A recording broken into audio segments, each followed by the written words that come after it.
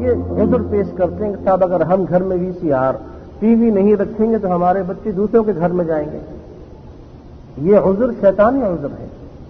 اگر آپ اپنے بچوں اور بچیوں کو اپنے سامنے بٹھا کے سمجھائیں کہ اللہ کا یہ حکم ہے، بحیثیت مسلمان ہم نے عفت اور عصمت اور طہارت والی زندگی گزارنی ہے، اگر یہ چیزیں ہم گھر میں لے آئیں گے تو غیرت کا، طہارت کا، عفت کا جنازہ نکل جائے گا.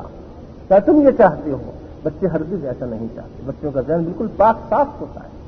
یہ تو وہ شیطانی ایجنٹ ہے، شیطان کی روحانی اولاد ہے جو ہمارے تعلیمی اداروں میں اور ہمارے دوسرے اداروں میں ہمارے لڑکوں اور لڑکیوں کا ذہن بگاڑتے ہیں. جیسے ابلیس کے ایجنٹ ہیں جو تعلیم کے نام پہ ہماری بیٹی اور ہمارے بیٹوں کو دین سے باغی کرتے ہیں. یہ ذمہ داری آپ سب کی ہے، میری بھی ہے، کہ جہاں کہیں ہمیں اس قسم کا معاملہ نظر آئے، ایسی کوئی بات سنیں، ہم فوراً اس پہ احتجاج کریں. جہاں تک ہماری آواز پہنچتی ہے ہم آواز پہنچائیں کہ ہم مسلمان ہیں. ہم مسلمان بن کر زندہ رہنا چاہتے ہیں اور مسلمان بن کے ہم مرنا چاہتے ہیں. اس لیے کہ ہمیں اللہ نے حکم دیا ہے وَلَا تَمُوتُنَّ إِلَّا وَأَنْتُمْ مُسْلِمُونَ. میں یہ چاہتا ہوں، ہر شخص یہ چاہتا ہے کہ اس کی بیوی اور اس کی بیٹیاں اور اس کے بیٹے مسلمان بن کر رہیں، مسلمان بن کر مریں.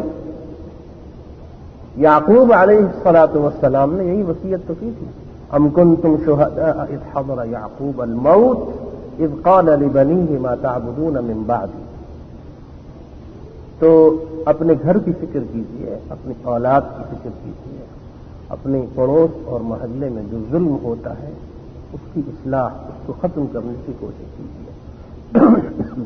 اگر ہم لوگ اپنے ارد گرد، اپنے ماحول میں، اپنی کمیونٹی میں ہونے والے مظالم اور جرائم اور فساد اور بے پردگی اور بے حیائی اور نافرمانی، سرکشی، بغاوت، کبیرہ گناہوں کا کھلم کھلا ارتکاب اور کبائر کی نشر و اشاعت، اس کی ہمت افزائی، اس کی سرپرستی اور ان امور میں تعاون، اس کے خلاف اگر کام نہیں کریں گے تو آپ مطمئن رہ کے مت اپنے گھر میں بیٹھ جائیے کہ ہم تو ٹھیک ٹھاک ہیں، جس نے ہلاک ہونا ہے ہلاک ہو. یہ ہلاکت ایک نہ ایک دن آپ کے گھر کے دروازے پہ دستک دے گی.